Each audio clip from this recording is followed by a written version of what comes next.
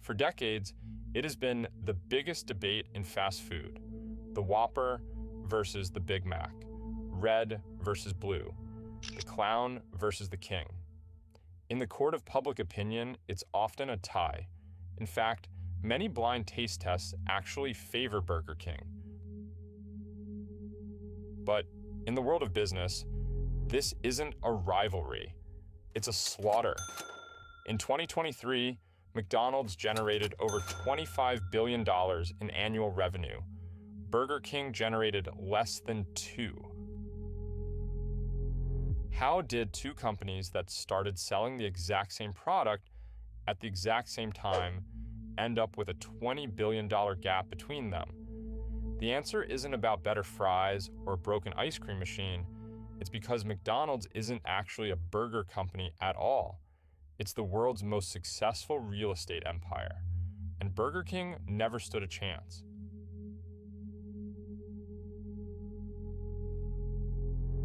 To understand the war, we have to go back to 1954. McDonald's was already revolutionizing food with their speedy service system, focusing on speed and low prices. But down in Florida, a new challenger called Burger King had a different idea. They didn't just want to be fast, they wanted to be better. In 1957, Burger King dropped the atomic bomb of the fast food world, the Whopper. It was massive, flame-grilled, and cost 37 cents. Compare that to McDonald's, which was still selling tiny, standardized hamburgers for 15 cents. The Whopper was a premium product in a budget market. You would expect McDonald's to strike back immediately, but they didn't. For over a decade, the Whopper had no rival. It wasn't until 1968, 11 years later, that McDonald's finally released the Big Mac. And here's the crazy part: corporate didn't even invent it.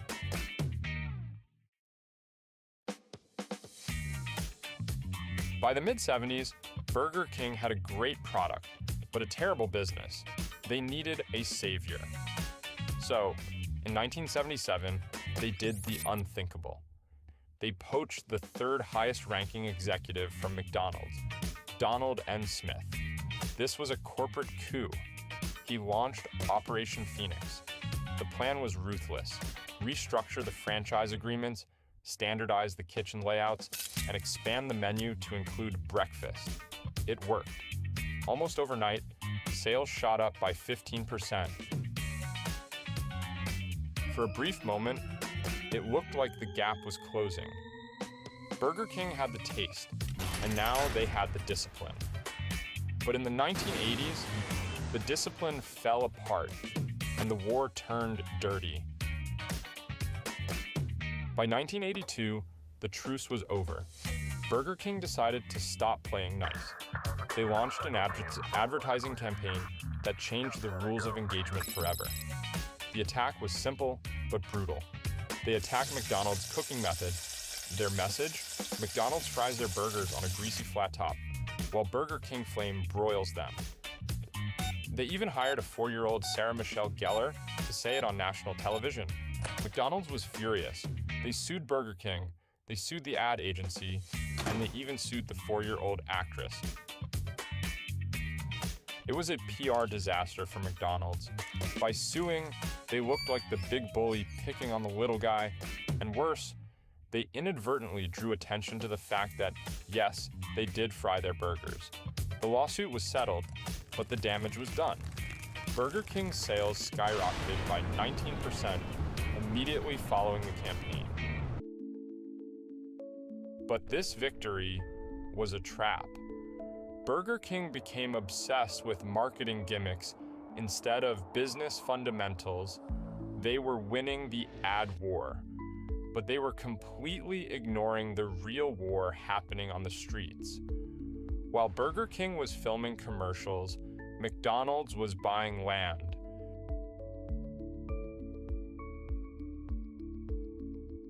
This brings us back to the $20 billion question.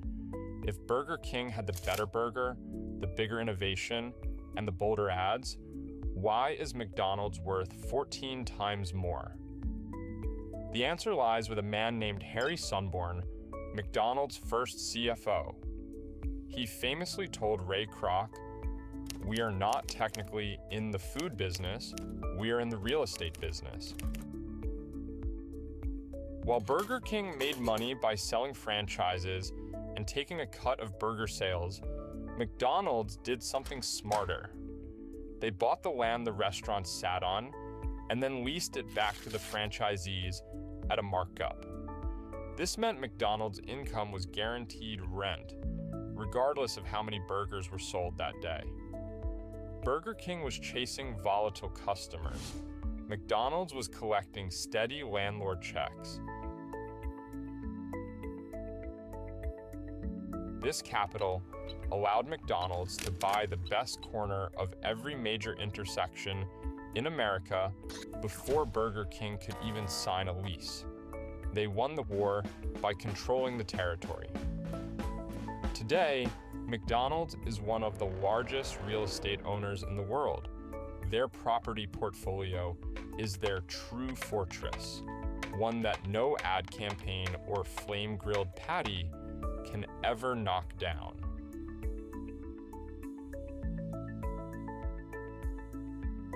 So, in the end, the burger wars weren't decided by taste.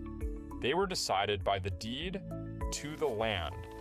Because in business, the product is important, but the platform is everything. If you enjoyed this breakdown, you'll love this video on how Pepsi almost bankrupted Coke in the 90s. Click here to watch.